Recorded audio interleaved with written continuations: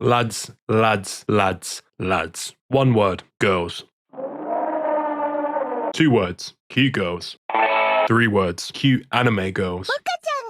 We're getting exotic now, I know. 4 words, oh boy, where's this going? Psychotic, cute anime girls. Wait, what? No, we aren't talking Doki Doki. We are talking a brand spanking new psychological horror game which caught my eye the same way mouthwashing did when it came out, called MiSide. A horror game developed by, fuck me, aihasto, developed by a pair of independent game developers going by the name aihasto, who are from Russia, having 5 games under their belt, with all of them seemingly being rather well received, with MiSide seemingly being their biggest game yet, both commercially in terms of the amount of money they've put into it and also the amount of interest in the game itself. And the game has had a bit more time in the oven compared to their other games as well, with a demo for the game releasing last year, the full game released on December 11th. So I guess it's time that we just jump into the game and really get into it.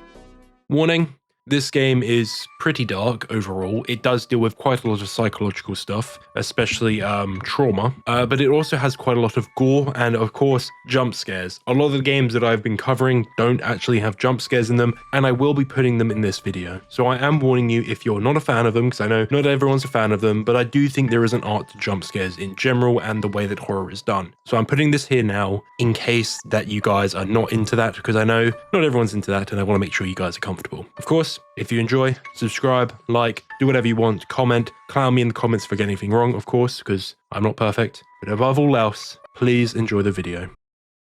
Day 1. We open the game seeing a bit of a pigsty of a room. Jesus, this guy looks like a fucking pig. With empty cans, bottles, cup noodles everywhere. Why is it on the windowsill? Looking around the room, we can find some interesting bits of reading. Technology will kill us and the glaciers will melt. Oi, AI. Raging back end or maybe just an end of the world. And we get an insight into our main protagonist, with him appearing to be a bit lazy with his living. And he seems to be a programmer, and more specifically a game developer, with him mentioning character classes and more game lingo talk. She was the best. A cat lounging on a watermelon. Indeed, that is a good looking cat. Look at that cat. That's a good looking cat. But we get a notification on our phone. Looking at the notification on his phone, which is MiSide, the game that we downloaded. And downloading the game and opening it up, we meet Mita.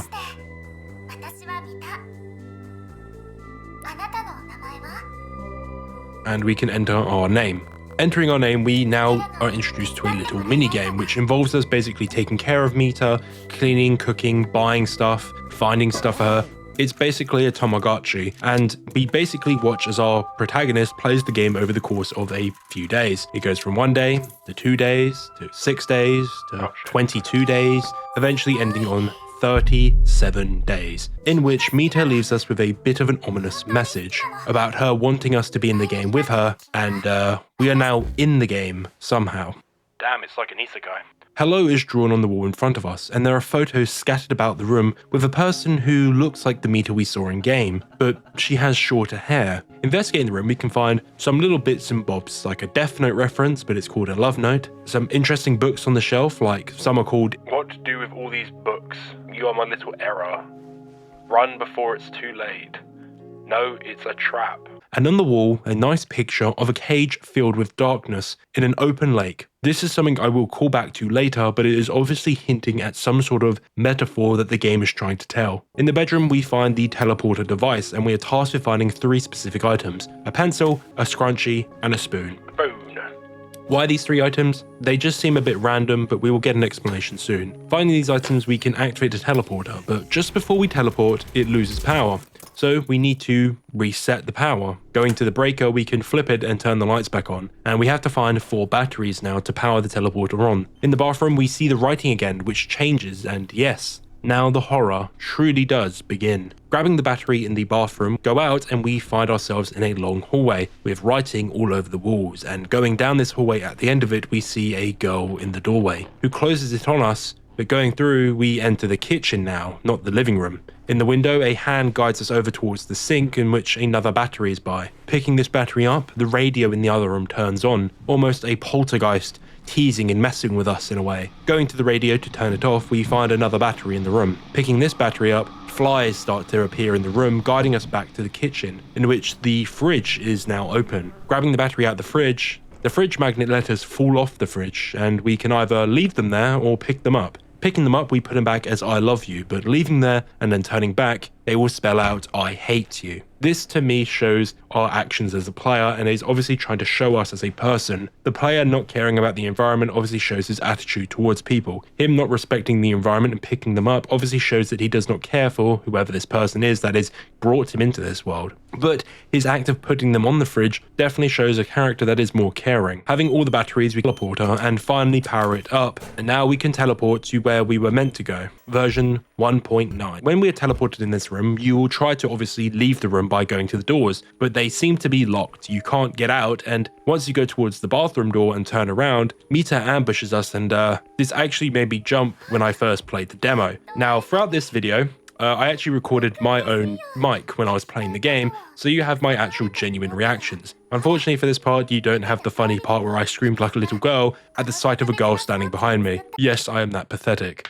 Now, a tiny detail, if I don't point it out, it will be pointed out for me. If you slow down the footage for about 3 frames in my recording, you can see that Mita is grinning at us, but not a happy smile kind of grin, an evil, conniving grin. Clearly, she is planning something. She's hiding something from us, and this is her true self, a conniving, cunning individual, not the kind soul that she will present to us now. We are obviously introduced to Mita now, and we are able to ask her some questions like, how do we get home? What is this place?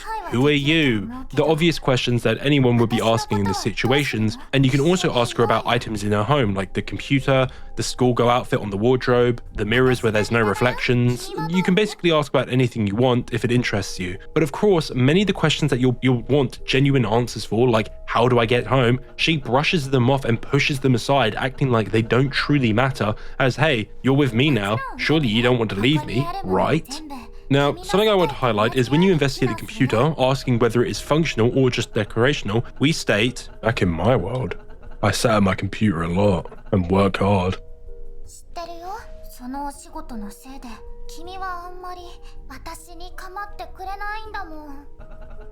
Gotta make a living, you know. Though, how do you know I sit at my computer a lot?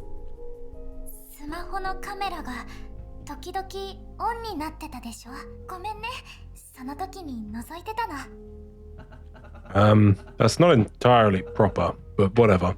And she talks about how we didn't pay her a lot of attention, and that she has been watching us through our phone camera, giving us a good hint into Mita's character herself. Being, let's say a bit needy, a bit clingy, I guess, is the best way to do it.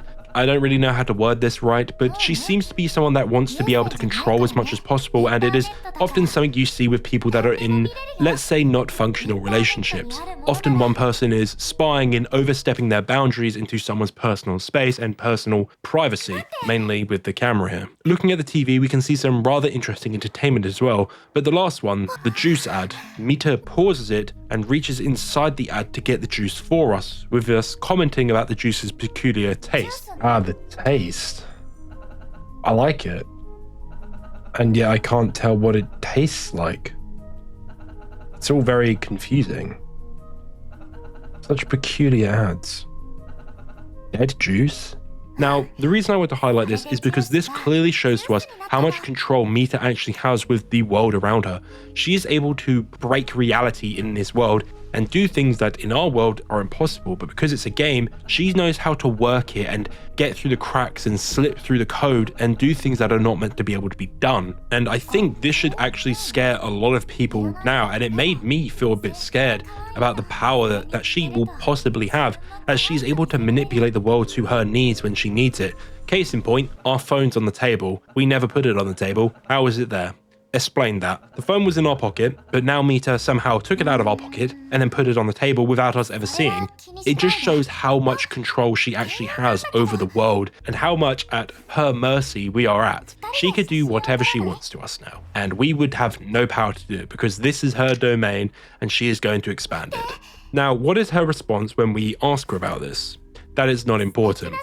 You should be scared, lads. Lads, if anyone does this to you, run for the fucking moon. Do not look back. In addition to this, we get an insight into the logic of the world, with us commenting about having never seen it rain when inspecting the umbrella because we played the game. But Mita gives us insight into the game's weather system, with rain being a rather rare event that doesn't occur very often. Going into the kitchen, we can find a ring on the worktop, and this is the one thing that will stick out the most in the entire house. It does not look like the rest of the set dressing. It obviously is meant to attract your attention, and it is the main thing you're meant to look at to progress the game.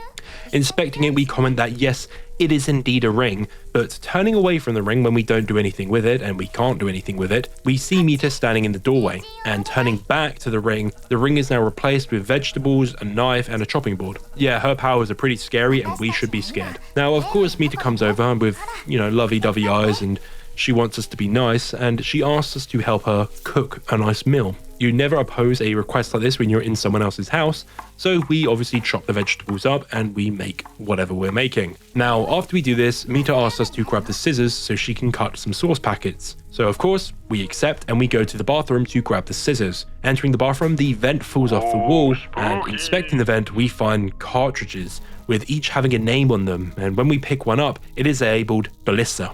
I wonder what these cartridges are. I'm sure there's nothing too bad about these cartridges, and they're not hinting at what this terrifying creature of a woman is doing to people.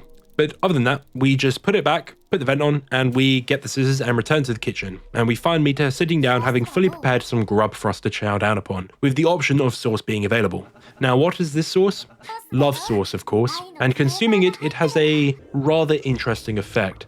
Now, I'm going to sit here and say that this is probably Mita again showing her true intentions. She is very controlling, and she's using a substance that we do not understand to try influence us into loving her, as I think this is what this is trying to do.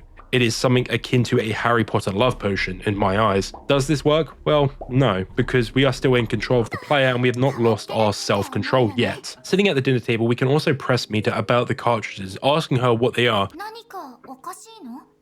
I found cartridges in the air vent. They had names on them. What's the deal with that?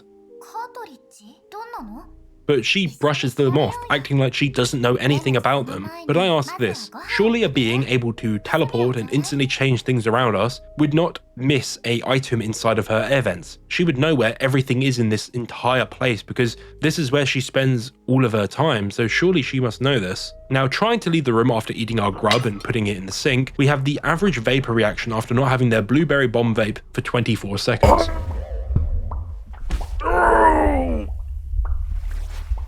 Mita, seeing us having cravings, takes us to the bathroom to give us some pills. What are these pills? We don't know, but we bottoms up, take them down the hatch, and consume them in one go.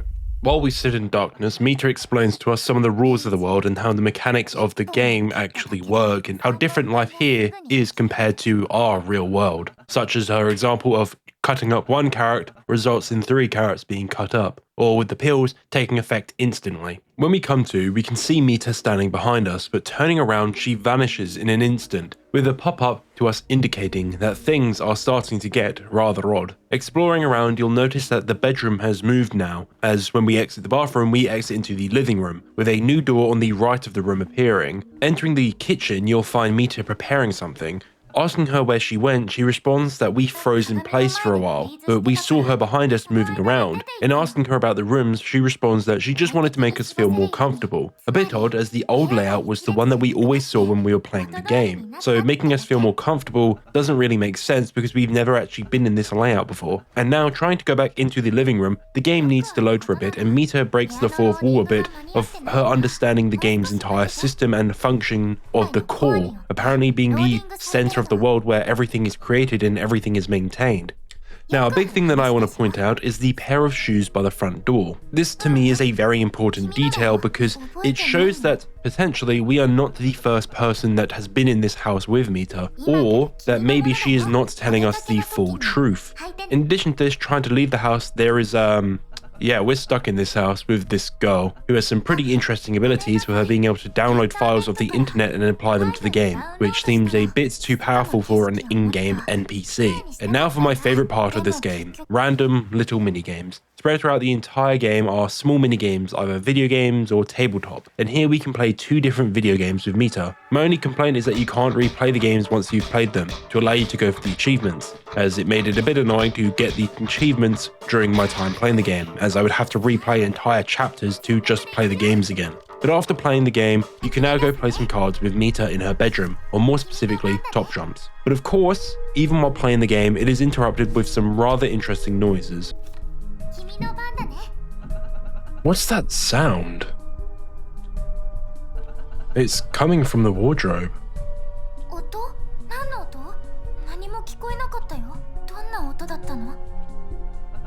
Knocking, as if someone's in there.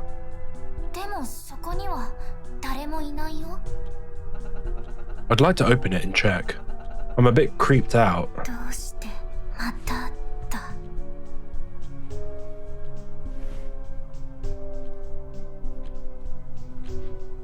Now trying to actually open the wardrobe.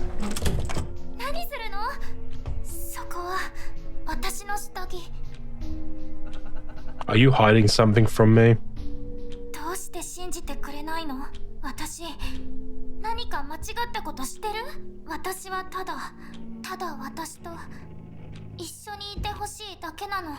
I'd like that too, but still.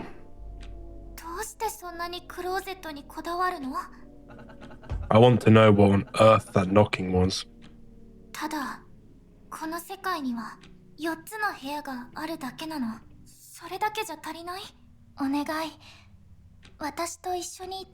We are now given 2 choices, to either stay with Mita or to push on further and basically reject her. Now, as you can see by these choices, on your first playthrough, you cannot stay with Mita. It is impossible. We have to beat the game first to get this other path. So let's pause real quick.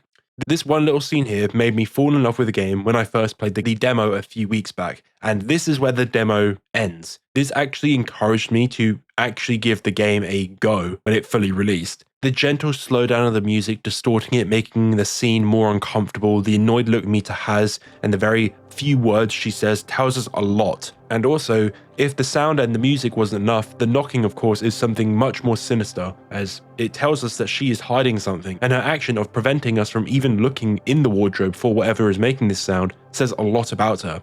Lads and lasses, advice from Croc here: if anyone treats you like this, run for the fucking hills. That person will only cause trouble in your life and more issues than they're actually worth. Trust in any relationship is a very important thing, and while questioning someone like this may seem overstepping and a bit mean, but our protag here is uncomfortable due to the noises and the unfamiliar situation, and he wants to solve that to make himself feel comfortable. Once someone does prove to themselves that they can be comfortable around you, that will create a very strong bond. Him looking for the noise is just to calm his own mind. It is a two-way street, trust and anything like this, and it needs to be built up and reinforced to make it truly strong. It cannot just be placed there. I'm sure any couple who are actually functional will tell you that their relationship hasn't always been sunshine and rainbows. They have been tested and they have gone through their own periods of questioning and figuring stuff out themselves. Furthermore, Mita basically dumping their "all I want is you" card is a very powerful move. Take it from a guy, guys find it much easier when girls are direct, and this direct approach and basically play will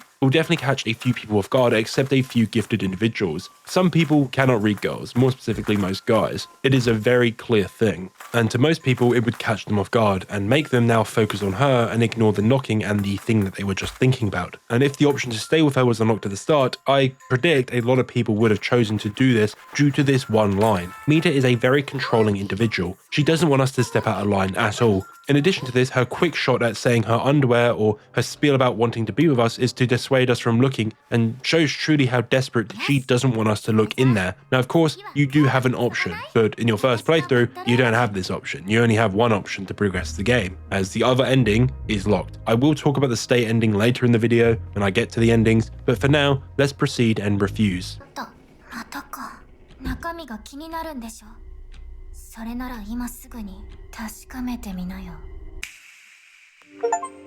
We are now transported to a darker house.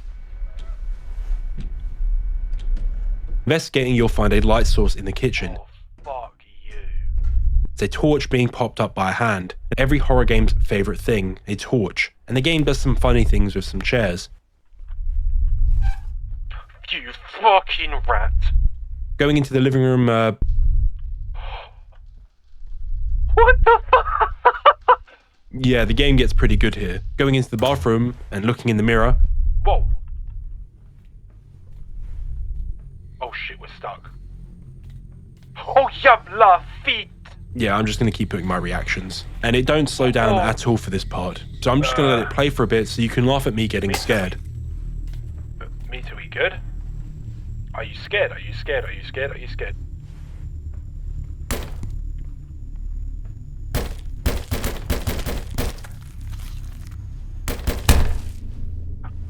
Lads, all I'm saying, we can fix her. We can fix her. Alright, lass, come on. Let's calm down a bit, alright? Let's put it down. Can we...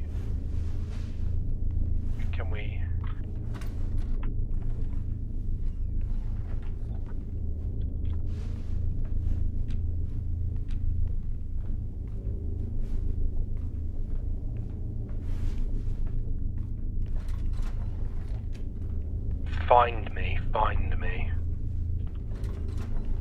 Maybe by the fridge? Ah!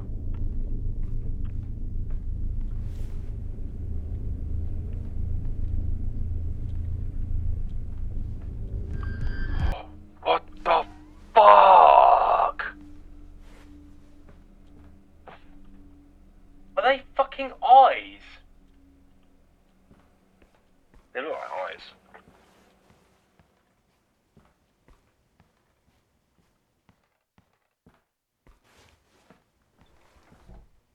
Oh my fuck, they are. After this traumatic experience, we follow a pair of legs to find a key, which allows us to open the basement, and down there we find Mita. Alright, let's get it over with. There are multiple Mitas, and we will meet a good few of them throughout our journey, and they all have something slightly different about them. The first Mita we met is called Crazy Mita, and the main Mita and the main antagonist. This one that we've just met now is called Nice Mita, but what about the other ones we've met? Well, we have one that was more ghostly and more of a paranormal thing. We'll call her Paranormal Mita, and we have one that is a pair of legs. We'll call her Legs. Now, Mita asks us to find her a key to let her out. Finding the key, she gives us a ring, and this artifact will act as our guide, giving us important information about where to hide and when we are being hunted. It helps keep us on the right path when we're navigating what will become the passageways between different versions of the game. We're actually speaking to the kind Mita. She'll tell us about how she actually ended up in her current predicament.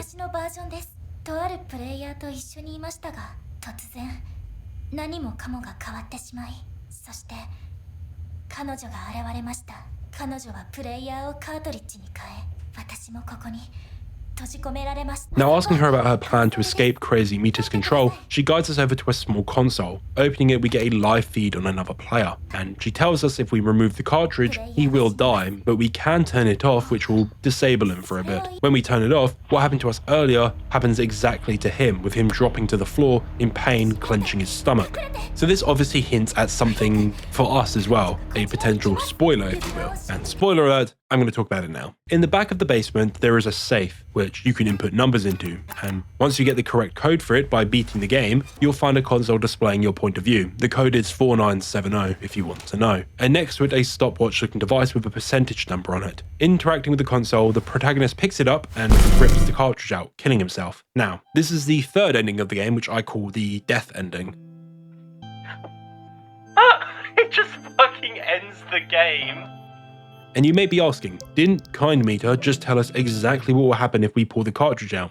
Well, let's talk about timeline order. You cannot interact with this console after Kind Mita tells you what happens when you pull the cartridge out. Once you move forward with the game and learn about the cartridges, Crazy Mita comes into the basement and chases you out, and you don't get back in the basement until the very end of the game, and opening the safe then, there's nothing in it. So this is your only time you are able to actually interact with the object in the safe. So chronologically, the player never learns about the cartridges and the console itself, so he does the dumbest thing possible once he actually has his hands on it. He just pulls it out while it's still on. Well, let's get back to the present, and Crazy Meter knows exactly what has happened, and she is now hunting us. So we have a pretty basic stealth section and escape the basement with Nice Meter telling us we will meet her again soon. Escaping the basement, we are now in an untextured room with our objective to find a way out. Traversing this room, it reminded me a lot of a developer room, with random furniture everywhere, items you've seen throughout the game, just scattered about in sort of random locations but all grouped together in the corners. A pretty cool looking area in my opinion, and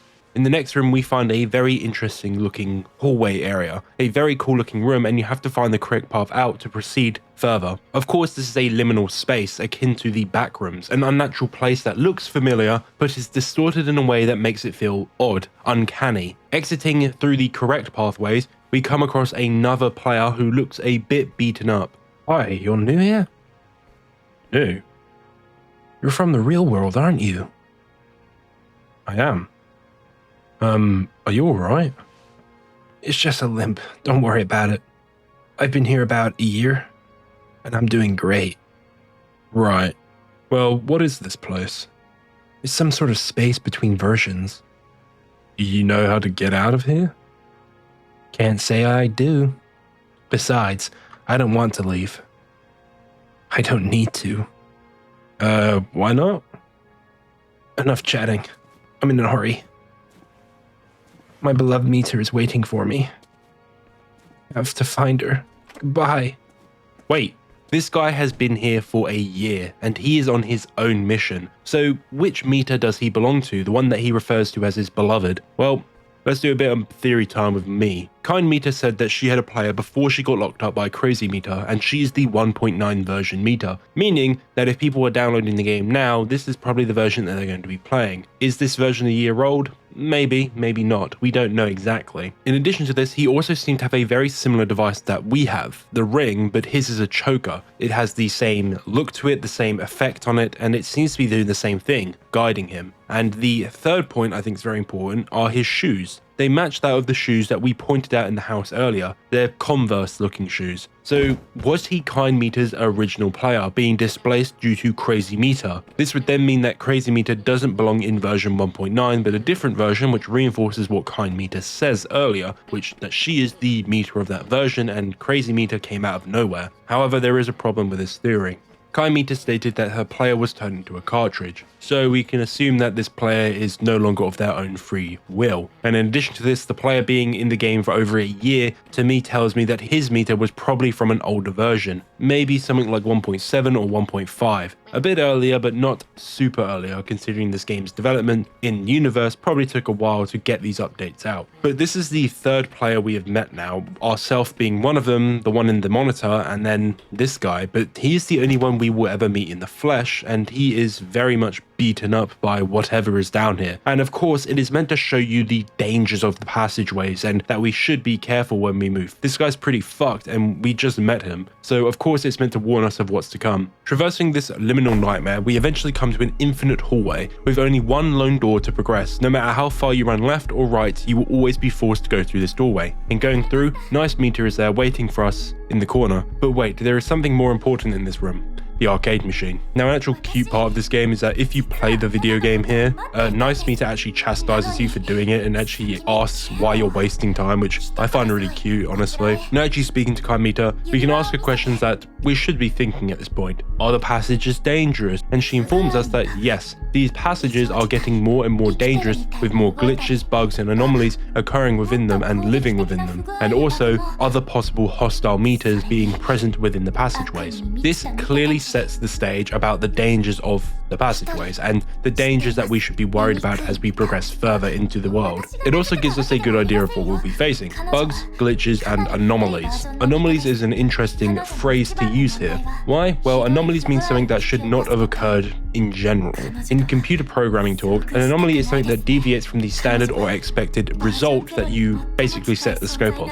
So basically, what this would mean was, let's say you program a character into a game. An anomaly of this character would be if they do something that you never even considered that they could do, and An anomaly of this kind would be probably Crazy Meter. The programmers probably never programmed a character like this in the game. From the characters that we've met that are version characters, like Kind Meter, they are, for a lack of a better word, sane, and they seem pretty stable, and they also don't want to kill us. So these to me are stable characters, and Crazy Meter is an anomaly character, a character that probably does not exist in the code and probably should not have existed. Now she also informs us of a plan to reach the core of this world, a place only players can enter and meters are excluded from entering, with her believing that we will find a way to defeat Crazy Meter, but first we need to meet another meter who will help us on our journey. Cappy. Now Cappy is a bit of a different meter to the Kind and Crazy meter we've met. She's a bright, cheerful and energetic one in the words of the player. She loves music, dancing and seemingly is always willing to help us, which is shown by her helping Kind meter in building another teleporter, and also she keeps us entertained while Kind meter actually does important work. However, there is a problem. Cappy cannot remember Kind meter at all. And we're informed that when a meter dies, they don't truly die, they just respawn, but they are reset to their original state, when they came out of the oven basically. They remember nothing that happened after they were created, meaning that she doesn't remember Kind meter at all. And guess what? The teleporter isn't complete, a bit of a hindrance, and the initial plan to use the teleporter to teleport straight to the core has now gone up in smoke. So Kind meter gets moving on the next plan. By using the ring to guide us to the core, she says that we will have to go there on foot, but we'll have to do it alone. In addition to this, she checks if we're a cartridge and she says that we are not. But as I stated earlier and showed earlier, we are slowly becoming a cartridge, shown by the console in the safe. But who cares? We get to play with Cappy for a bit, playing things like DDR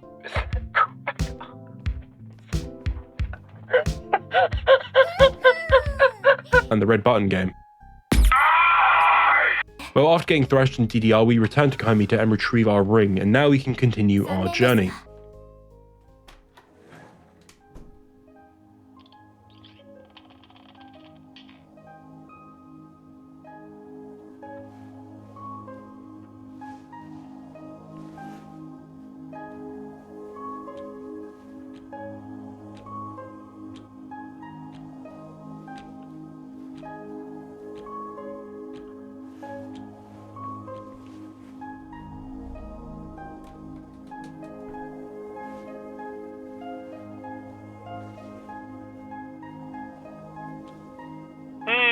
I wonder what this is inspired by. Maybe a bit of PT? Yes, playing Croc. This is very much inspired by PT. A looping hallway with a cabinet in the hallway with a TV playing, I don't know what it is, but I think it's a cat looking at close up on it, because I can see the eyes. I think it's a cat. Now, continuing, of course, things get stranger and stranger and stranger and stranger. Oh, fuck.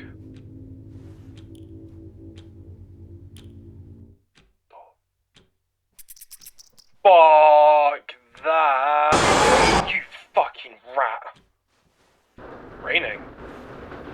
Rain's apparently very rare. Fuck you. Baseball bat. Grab that shit. Until we meet our next meter. The little girl. A child meter who looks a bit creepy and is a bit clingy, but this is Tiny Meter, and her bio, as stated, is a unique childlike version of Meter, meaning there is only one version of this childlike Meter, as she is unique. That is the definition of the word unique. But what actually happened to her? Because she's missing an arm, she looks a bit fucked, if for lack of better words, and she seems to be ripped apart and sewn back together all over the place. Now, references made by Crazy Meter earlier indicated that previous players and developers themselves were not the kindest of people to these meters, with their intentions and their actions. God knows what that means, but it could mean, in my eyes, a few things. They were rude, violent, physically, or worse, sexually violent, which is sad considering we're looking at a child right now. So I thought a previous player did this to her, and this was my theory. I thought a previous player, because even this little meter says that, oh, player, you've grown kinder and softer. She's forgotten and her memories are blurring together, and she sees us as her previous player. So to me, it was basically painting the picture of, oh, her previous player was a violent, horrible man or woman, we don't know who it was, who treated her like shit and left her in the state that she's in. However, actually looking at her bio entry for her character profile, no, it was Crazy Meter that did this to her. At one point, Crazy Meter found out of child meter, and due to her, in the words of the character profile, excessive cuteness, started to kill her over and over and over and over again, to the point that child meter lost her ability to regenerate her body, leaving her beaten and scarred both physically and, more importantly, mentally. Her brain started to basically become corrupted due to how many times it had repeated. It's something that happens in programs in general. You have something like a bit limit, which there is a limit to the amount of information that can be stored. And if you look at something like the AI we have now, there is conversation limits. If you chat to ChatGPT in the same chat, it will eventually forget things that you said to it, like, I think it's 100 questions ago. It might be more than that. I could be chatting out my ass, but there is a limit, basically. And this is what this is kind of referring to. Basically, her memories are so long and her life has been so drastic and she has so many traumatic memories that they are blurring her actual memory in general, and she can't remember everything. She has become withdrawn and disconnected from the world around her. She does not recognize anyone or anything, but she does crave attention and care, which is shown by her grabbing at the player's arm and asking us to be her friend and stay with her. Now, removing her grip from our arm, I think we upset her a bit with the hallway turning red and things getting a little bit messed up as we proceed further, and the hallway starts to spiral. However, running towards the end of the hallway, we find her at the end of it and we can offer a helping hand, picking her up. This is probably the first bit of kindness that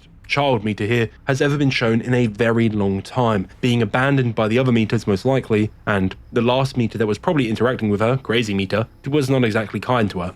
And not judging a book by its cover, I quickly started to feel bad for this meter, and actually probably is my favorite meter in the game. She is just scared and she just wants a friend, and honestly it just made me feel worse. In general, she just wanted a friend to help overcome her loneliness and her isolation. She wanted someone to help bring her out of it, and in her words, everything good is seemingly slipping away, and she asked us if we want to become her second friend. Second friend, huh? Who is her first friend?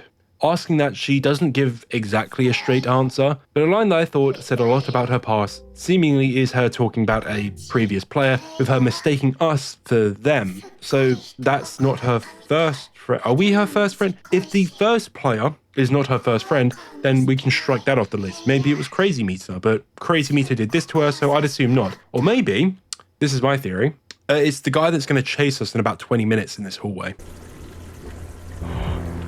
Oh, shite.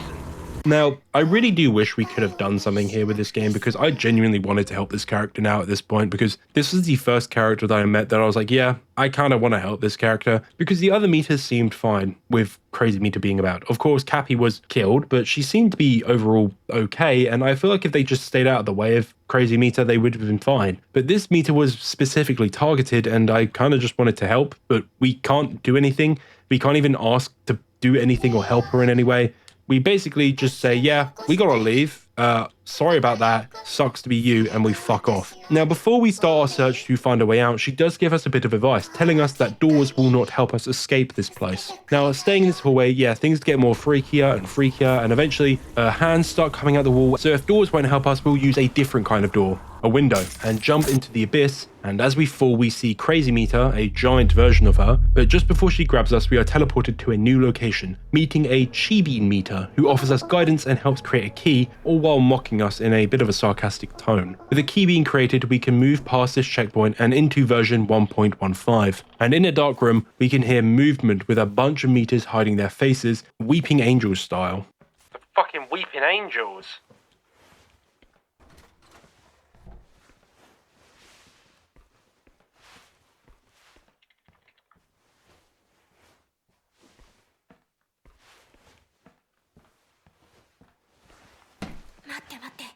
Fuck! Trying to navigate in the dark room, we run into yet another meter, short-haired meter, and she teaches us that not all meters are given the chance to become a full-fledged meter. Some of them are forsaken and thrown out by the developers due to bugs, general issues, or not fitting the general mold.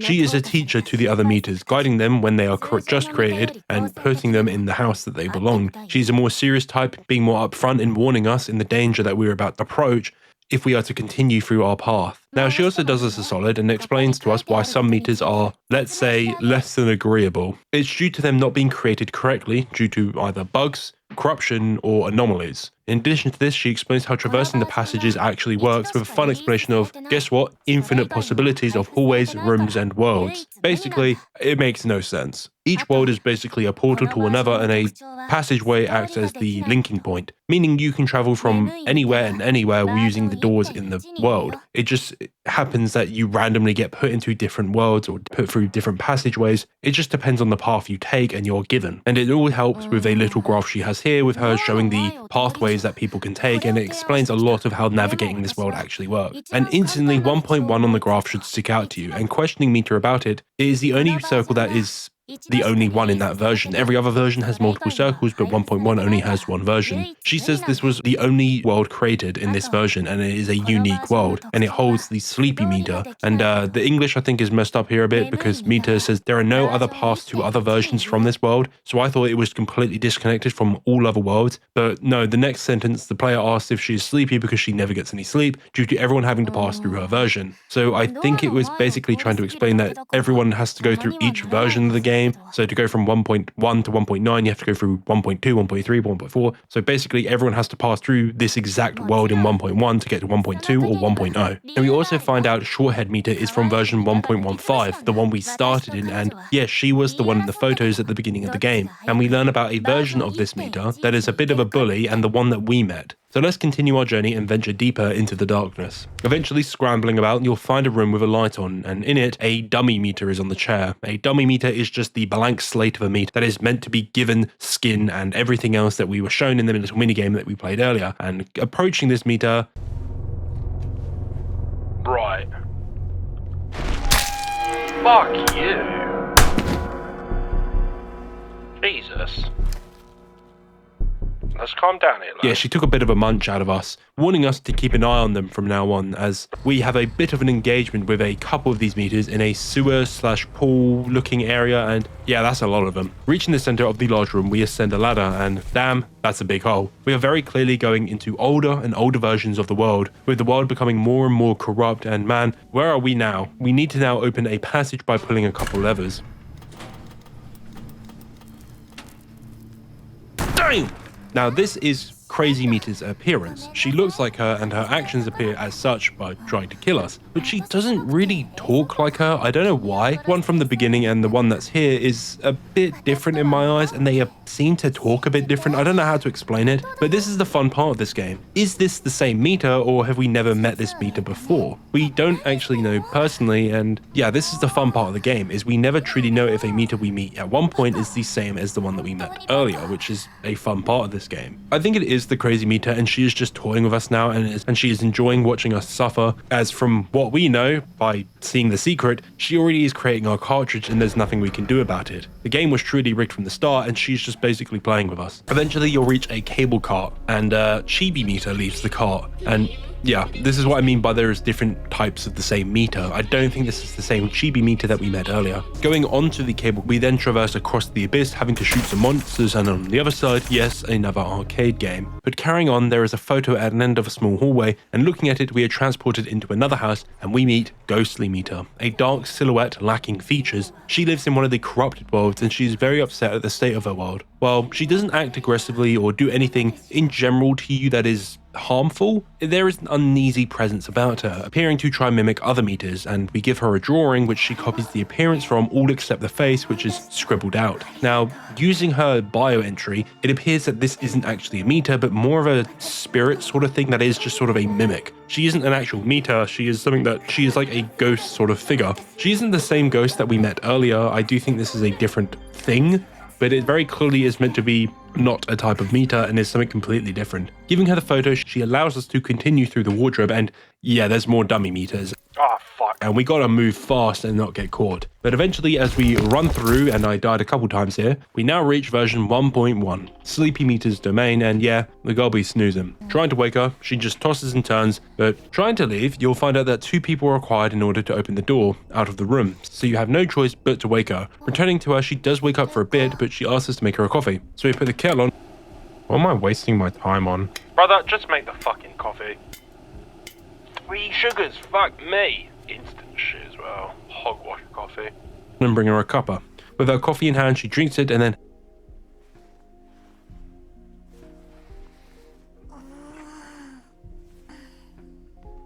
Yeah, she can't stay awake for very long, so you have to basically babysit her and make sure she stays awake to help you pull the switch. And now pressing the button, nothing happens, but trying to leave, Oh, we're going 2D.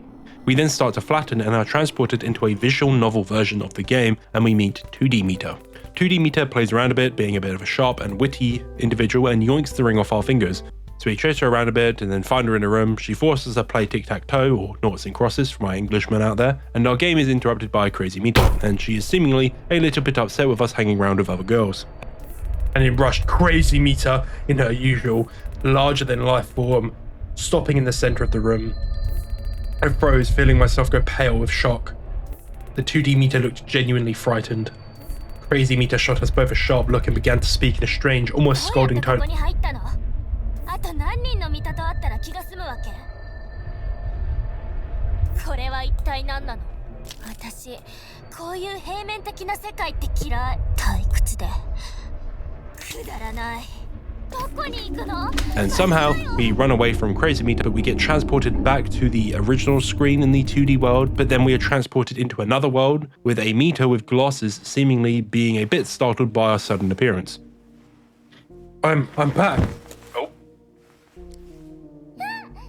びっくりさせないでよ。もう。私のセーブ。 And we have ruined her gaming session. This is Mila, a Mita who is very intent on not being Mita. She is defiant and very independent. At first, she seems very distant and, let's say, unwelcoming, but slowly she starts to crack and her true feelings emerge. A person who is very isolated and just wants the player to stay with her and keep her company. It seems like a lot of the Mitas here have been left alone for a long time. While some are not affected too much by this, like Sleepy Mita for example, others like Mila and the child have been suffering greatly due to their isolation. But what caused this isolation? Two theories. One, they're older versions of the game, so not as many people are downloading these versions to play it, meaning there's less players, meaning people just don't play them anymore. And of course, when you update a game, it goes to a different version, so these Mitas might be left in the past and their memories just might be left there. And players who are playing the game before leave these Mitas in the past and basically get a new one. Or, my guess, Crazy Mita. She seems to have a lot of control about the world, or more so than other Mitas, being able to directly interact with the game's mechanics, download items and add them to the game, basically break the game's rules in the way that we saw in the beginning of the game. So of course that's a second theory I have, that maybe it was Crazy Mita's doing that's basically isolated a lot of these Mitas, or Mila here. So of course we have a couple puzzles to do to get to the next passageway, which involves us inspecting a couple of different bugs and glitches around the room, and we do a bit of average Japanese humor. これ以上怒らせないで。早くここから出てってよ。聞こえないの？私がシャワー浴びてるんだってば。 And have a girl vent all her problems onto us, and like any good man, we tell her to cheer up and walk off. So now we are back on track after that detour, having left Mila in the room, and wait, what's that noise? Ah yes, a Resident Evil 7 reference, and Mila is dead now. How unfortunate. And we are now being chased by Mita, Temple Run style. Wait, remove one letter from Mita and it becomes Mia. Wow, it's a Resident Evil 7 reference again. Mia, and she's chasing off a chainsaw. Pretty funny. Now escaping, we enter a very interesting location with Crazy Mita now wanting to play a game with us.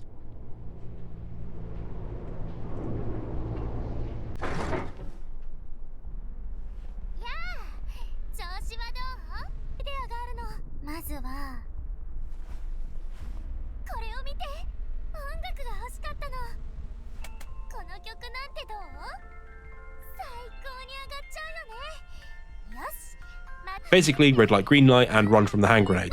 okay, now she's got a bomb.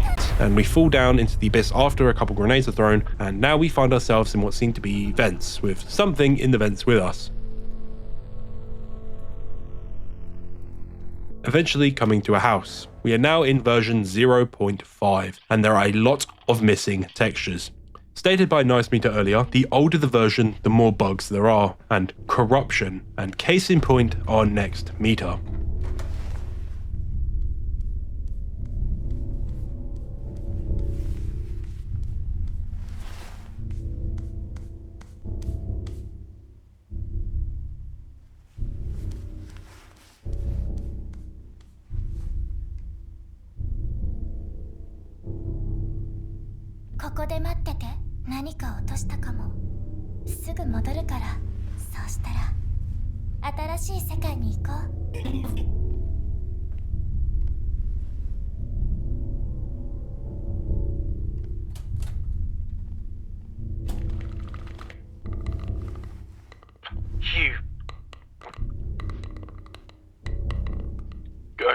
I'm gonna trust her. Referred to in the bio as Creepy Meter, or by some of the other characters, Ugly Meter, she is a rather interesting meter, and creepy is definitely a word to describe her. Creepy Meter is the original meter, differing in both personality and appearance, obviously, which just by looking at her. Stated in her bio, she lacks a fully developed personality. She is incomplete, abandoned, and she is driven by a simple motivation, dark energy, given off by Crazy Meter, in which Meter now commands her as basically her attack dog. Creepy Meter is a source of a lot of the bugs and corruption we see throughout the game. She is, stated in the bio, a breeding ground of bugs and glitches, and this is due to herself being very unstable and self-corrupting. Why do I say this? Well, this is 0.5 version. Anything before 1.0 is considered early access, and something akin to 0.5 would be something like beta, where most bugs would be found out and fixed. This version obviously would be the most buggy one, except for alpha version, which would be akin to like a 0.1 or even earlier than that. She is the world's chaos incarnate. Chaos in a world does not necessarily mean bad, but chaos means things like change. Change can mean anything. The world was created in chaos, but it eventually turned into something beautiful. But chaos, when directed by someone good or evil, completely changes what it does, and this chaos is being directly influenced by something evil, Crazy Meter, and it has led Ugly Meter to become something horrific. Now she instructs us to do something for her. I want my teddy. Let's play. I lost him. Find him. And even when we're looking, she isn't very friendly and respecting of personal space. Calm down, lass. Jesus. Now, you may ask, why don't we leave here? Well, there's your answer. There is no way out. Well, giving her her bear, she now wants to play with us. Let's play. I'll show you how. Oh. No. And her version of play with us involves a knife. As a born and bred Englishman, this is good fun.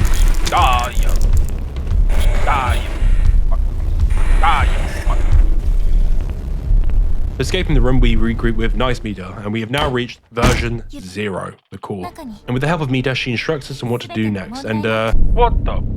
yeah, this is the core Meter, the meter at the beginning of everything, a being of very little information. Even the bio entry in the game states that they are a mystery. So let me cook. Now, just looking at her, my pop culture brain and Marvel brain for some reason instantly thought of Madam Web, a being at the center of the multiverse type of place, connected by what looked like webs to probably other worlds. Now, does she have direct control of the world? Well, it doesn't seem like she does, because she doesn't seem to be influencing anything. She seems to just be watching over everything, akin to Madam Web, a character that doesn't have control over stuff, but does just watch everything. And other than that, yeah, I don't know. Genuinely don't know. There is no information on her, and unfortunately, I'm not super familiar with anime in general to really pull something out of my arse to talk about this. That is the only thing I could think of, but I think it is a very interesting character. Core Meter does not speak. She doesn't really do anything except what she's about to do to us in about 5 minutes. She seems to just sort of watch over the world and make sure everything's maintained, and the Core Meter does not seem to have any sort of real control over the world in my eyes. She seems to just sort of be more of a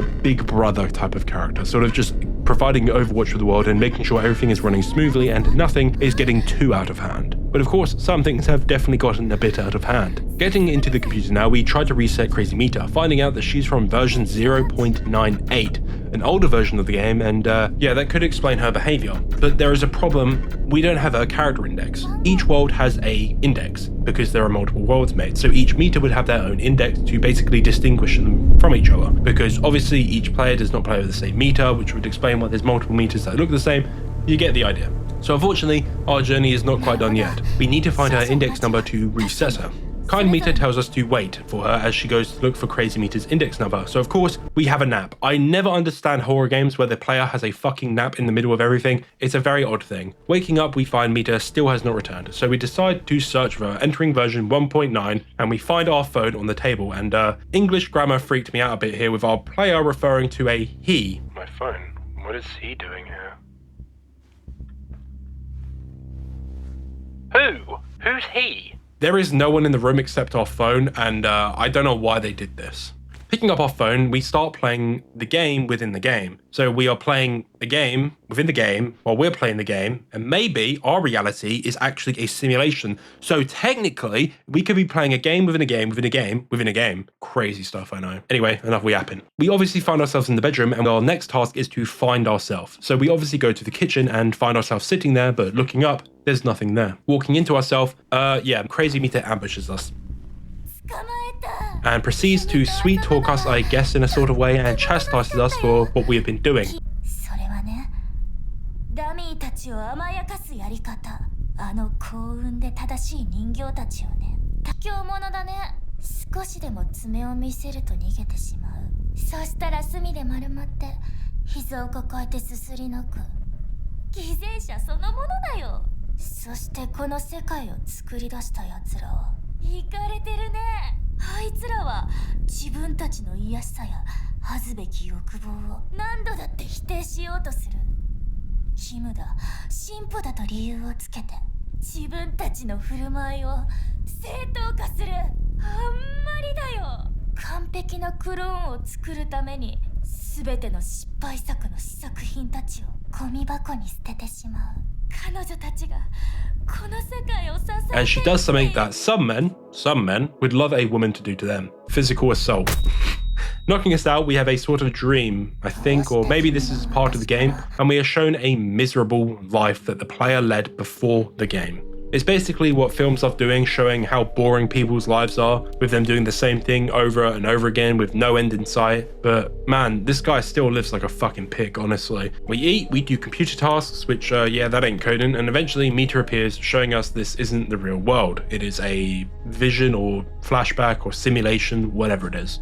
And yes, she makes references to the cage photo, a clear piece of symbolism used at the beginning of the game to display our trapped existence. In real life, despite everything around us being bright and beautiful, the light coming in from outside, you have the whole world to explore, we are trapped in our room, a dark, dingy, disgusting cage filled with darkness of our own making. And yeah, she gets a bit forward. Some men's dream. Here's my genuine reaction.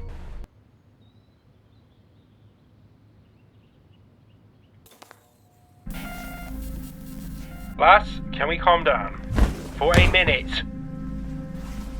私と一緒にいて。 We are now transported back into the game and we are now trapped in the cage. But Kind Meter has come to save us now, a flip of what happened in the beginning of the game. Getting out and heading upstairs. Here, I'll let it play.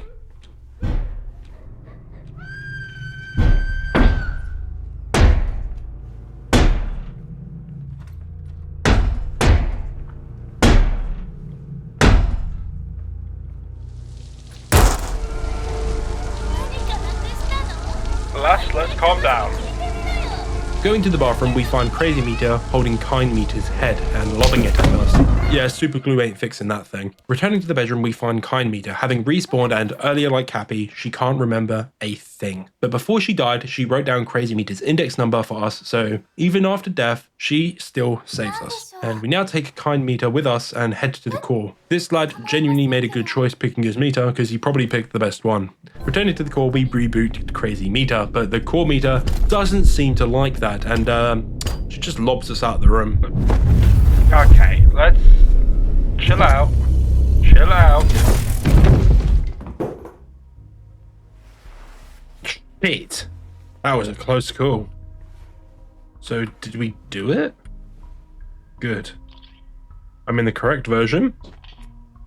Chucking us back into the house, everything seems hunky-dory, and we see Crazy Meter at the table, and you know, yeah, something's gone wrong. Now you may ask, Croc, how did you know something was wrong? Well, this meter does not belong in this version. Since entering the reboot chapter in the cage in the basement, we have been in version 1.9, the newest version of the game, the version which is Kind Meter's version. And as stated earlier, Crazy Meter forced her out of her home version into the basement. So, Crazy Meter should not respawn here after she's reset, because we can assume that resetting a character basically just kills them. But she seems like she has forgotten us, and she seemingly allows us to leave. Trying to leave, yeah, we can't yet. And turning around, she is there and tells us that in order to leave, we need to go to the basement and enter a code into the machine to open the pathway for us to exit the game. Entering our ID into the machine, and you can open the safe now in the back with 4907, but there is no console here, indicating that Crazy Mita still is playing her game. We now try to leave the front door, but Mita has one last request for us: a hug. The player allowing it for some reason. They embrace, but then break, and then she lets her mask drop, showing us that she remembers everything that happened. And she reveals that she has fully turned us into a cartridge, and she reveals that her version never existed. Now the curtain falls. It is revealed that Crazy Mita was not an approved Mita. Earlier in the game, Mita told us that a lot of Mitas are discarded by the developers and are never assigned a version. This is reinforced by Shorthead Mita's words. A lot of Mitas are not created correctly, and they need to be gotten rid of in order to maintain the world's balance. But this Mita is nothing but determined, and she, out of pure will and desire, killed another Mita, took her skin, and became that Mita, version 0.98. So this Mita has not been assigned a version number or an index number. She was discarded by the creators, meaning she would not be able to be reset at all. Now, she was so hurt by this action by the creators that it turned her into what she is now. A being never shown or known kindness cannot possibly be someone selfless. They are only selfish, and we fed into the cycle that made her, dismissing her and being opposed to her from the very beginning. While yes, her actions are despicable, she was only ever kind to us in the beginning, but we still never trusted her, and that is a bit sad in general. She is evil, but would she be capable of change? As I believe, genuinely, every person is capable of being both good and bad. You can change from one to the other, or be a little bit of both, or more of a grey existence. But in the end, who you are deep down will always show to others, and she is a jealous, selfish, angry, bitter person who has done unspeakable acts to others for no real gain. She is truly a monster of a person, and in the words of the GOAT, once you're in the darkness, you just sink deeper into it.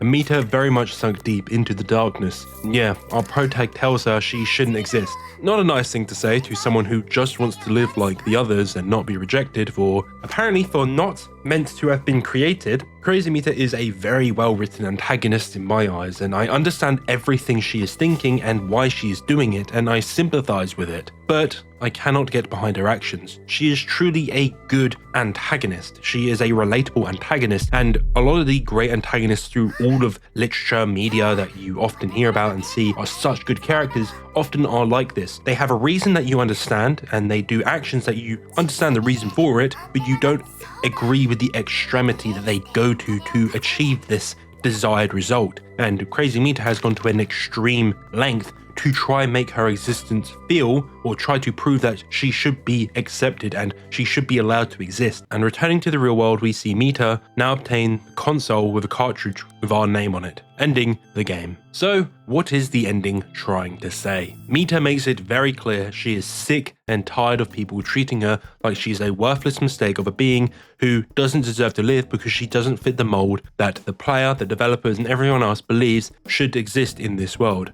Now, Mita's whole story and her speech, especially in the kitchen at the end of the game where she confronts us, is very much a metaphor for an old attitude that men used to have towards women, and still an attitude that some men do have towards women. Yes, we are going to now go into gender roles and sort of gender stereotypes and stuff like this. These are not my beliefs. This is a thing that people just used to think, and I don't think they're right, but let's go into it. The line, "all you want is a docile pet," to me is what made me think of this, as this is an attitude that all men wanted their women to be when they were married, for example, back in the olden days, going back years ago. All the other Mitas that we have met on our journey, other than the scrap ones such as Crazy Mita, Ugly Mita, and Ghostly Mita, in most people's eyes, they would be considered attractive people. Let me explain. You have the nice, kind, caring, and smart one who helps us throughout our entire journey and does everything she can to help us. The rambunctious, playful, energetic one who is a lot of fun to sit and talk with and also play with. And the yandere one that is somewhat rude and dismissive, but deep down she's a kind and caring soul. These three Mitas to me embody and represent the things that people find desirable in people. And honestly, they don't have any real super negative traits that I would call a red flag, I guess. Yes, some people might find the energetic one too energetic and a bit hard to deal with because they might be a low energy person like myself, or the slightly rude one they might find a bit hard to get along with, but that's the point. Not everyone is made for everyone. these 3 girls specifically, and some of the other ones as well, are desirable, and their dark parts are hidden. We don't get to know any of them well enough to really see their true side. I do believe that everyone has parts of themselves that they don't want to reveal to others, and that is something that when 2 people get very close, they reveal to each other and accept, because unfortunately, no one's perfect. And the sad part is that Crazy Meter directly states to us that she can be exactly like these girls. She was in the beginning exactly like Kind Meter. She basically mimicked her to a fault, and honestly, was probably more kind to us than Kind Meter was. Crazy Meter was nothing but kind and caring to us in the beginning. So why did we question her? Why did we not trust her? Well, in her words, we were all despicable, just like all the other players. But I don't think that's true. Unfortunately, when you put someone in an unfamiliar situation, they will be a bit wary. But again, the player does seem a bit selfish in a sense. We were in her home and we were overstepping her boundaries, which she made very clear, but it's kind of a hard line to toe, and it's one that you yourself will have to find. But her just showing a shred of herself to anyone else made people scared, and it is what made her so scared to reveal her true self to us. Who knows what would happen if she actually showed her true self to us from the beginning? The player might just accept her right there and then, but that's the kind of sad part about it. She was so scared of being rejected and pushed away by someone she probably viewed as the best potential partner for her that she tried to hide it as much as possible. She showed her fangs eventually, and just like everyone else, we pushed her away, reinforcing the idea that she doesn't belong with anyone or anything. She doesn't belong in a world that doesn't want her. She also states that the developers tried to deny their dirty nature, their shames, their dirty desires, an obvious hint at the developers looking at the meters in a more of a, I guess, sexual way. The whole thing of desire and dirty nature is very much what's sort of chipping away at that idea, but of course it could be something else. But I think that also explains why there is such a wide variety of meters and why their personalities change so much.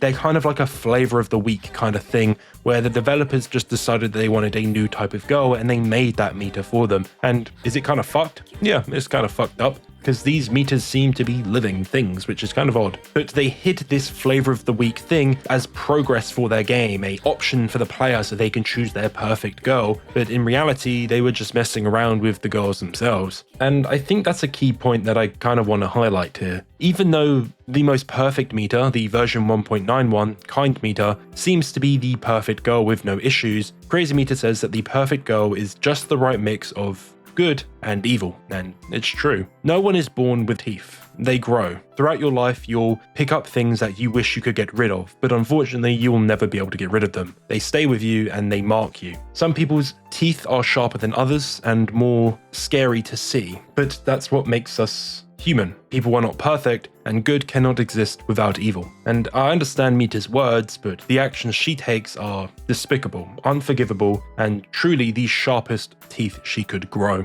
In the end as well, Mita never knew of a happy life, but she wanted to try and make a life for herself to be happy. And life is like that. You very rarely get things served to you on a platter. You have to fight, claw, and grapple to keep things in your life. As stated with the little meter, everything seems to be slipping away from her. Life is not fair. You have to fight like hell to get anything in it. Now, should you kill for those things? To keep them, to save them, to obtain them?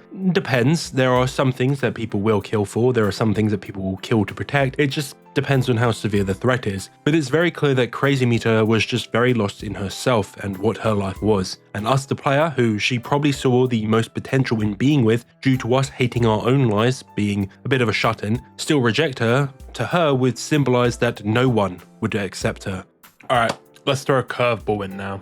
So throughout the game and throughout this entire video, I've been pulling from the character bios to basically simplify the character's explanation. However, something I've avoided using up to this point is another collectible you find throughout the game, the character cartridges. Throughout the game, we have met in total 3 players, ourselves, the beaten up one, and the one that we saw helping Mita create the teleporter again. However, you can find 10 player cartridges throughout the game. Included amongst these is ourself as player 1, and it gives us a bit of backstory about the player. He is a morally wary person, reserved, introspective in nature, and is not very cheerful, often second guessing himself and their own words and decisions. However, they are determined and they are very self-driven. He is a character that wants to make sure that justice and the right thing is done, and it explains why he doesn't go along with Mita in the beginning.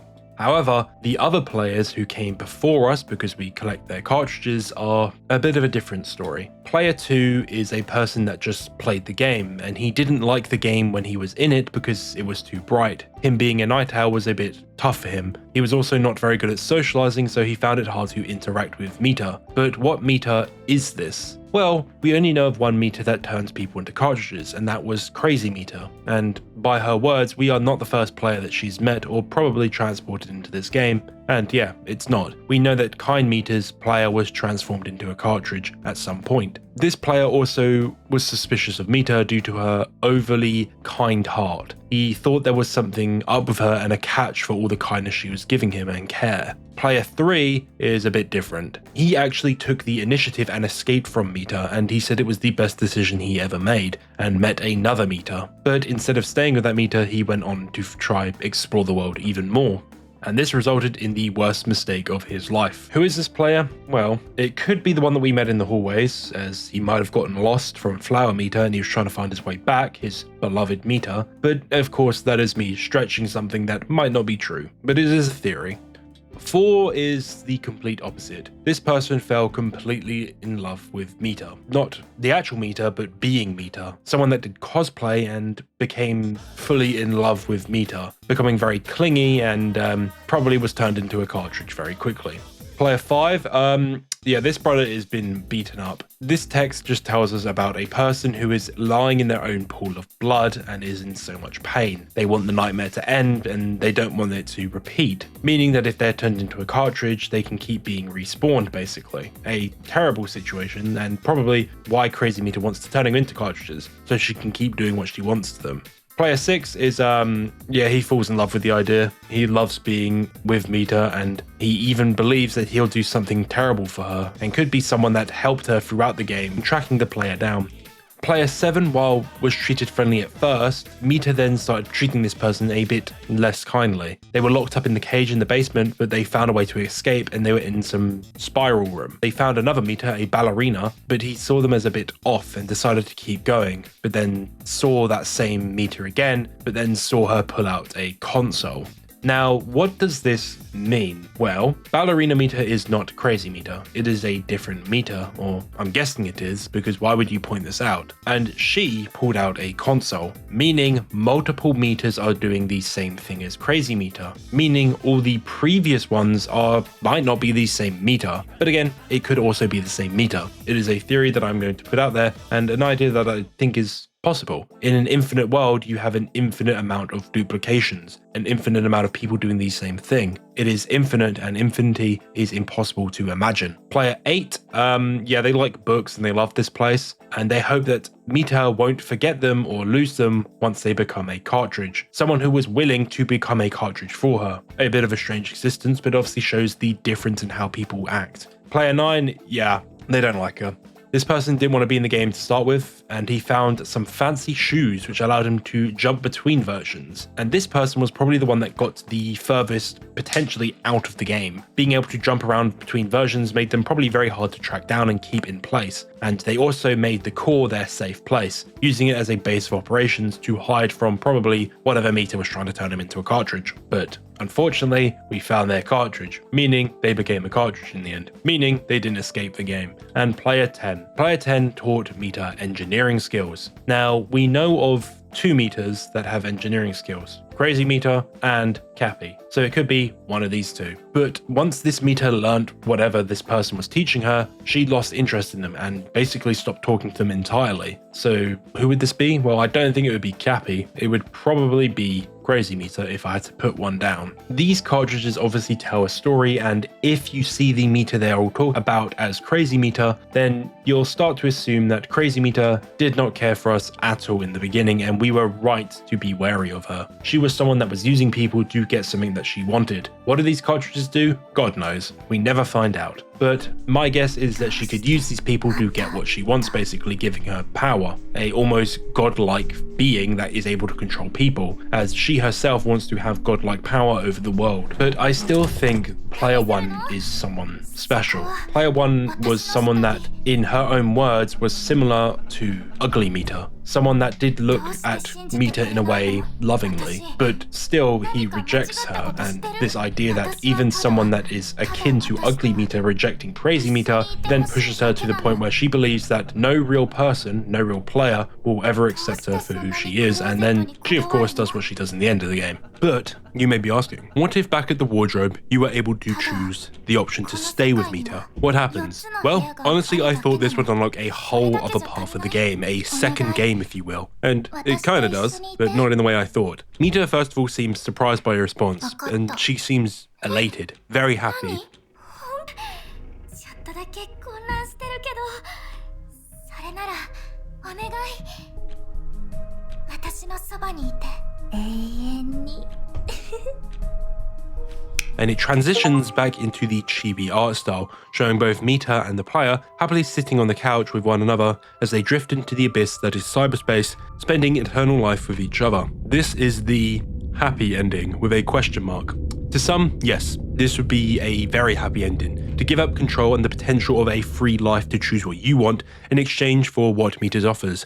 A life with no hardships, a life of only love, happiness, and a life with someone who, I think, does love the player in a way that you probably cannot understand, as we seem to be unique in a way. She offers genuine companionship, and probably would be alright to us. Basically, we trade free will for a life that will have no suffering. So to some, this would be a good ending. And this ending very much reminds me of Persona 5 Royal's bad ending in the extra semester, or the secret ending in Signalis. On paper, they should be happy endings. They result in the characters not having to experience any more pain or suffering and are able to create a perfect life for themselves that they want. But I have a big problem with these endings and why I think you should never view them as good endings. While in life we don't want to experience pain, suffering, sadness, and loss, these emotions are the only things that make people grow. While yes, being happy can lead to some growth, I think more negative emotions often lead to the greatest improvements in people's lives.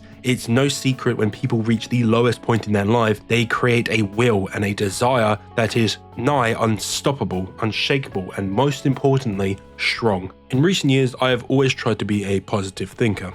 I always try to look at everything that happens to me as a learning experience, and I always try to pull a lesson out of it, for better or worse, to try and improve myself. It's a habit while on one end has allowed me to shape myself into what I believe is a better person from who I used to be, but it also means I dwell a lot on past experiences. It's a double-edged sword, and it's something that is not fun to really think about. This is to me why I never look at these endings as good things. They are always delusions, because I know that if my life was truly what this life was that they are trying to present to us, where everything goes exactly the way I want, and I get the perfect life that I could dream of, I would become someone who is ungrateful, unkind, selfish, detestable, and most importantly, in my eyes, egotistical. While pain sucks to feel in any form, it's what centers us and brings us back.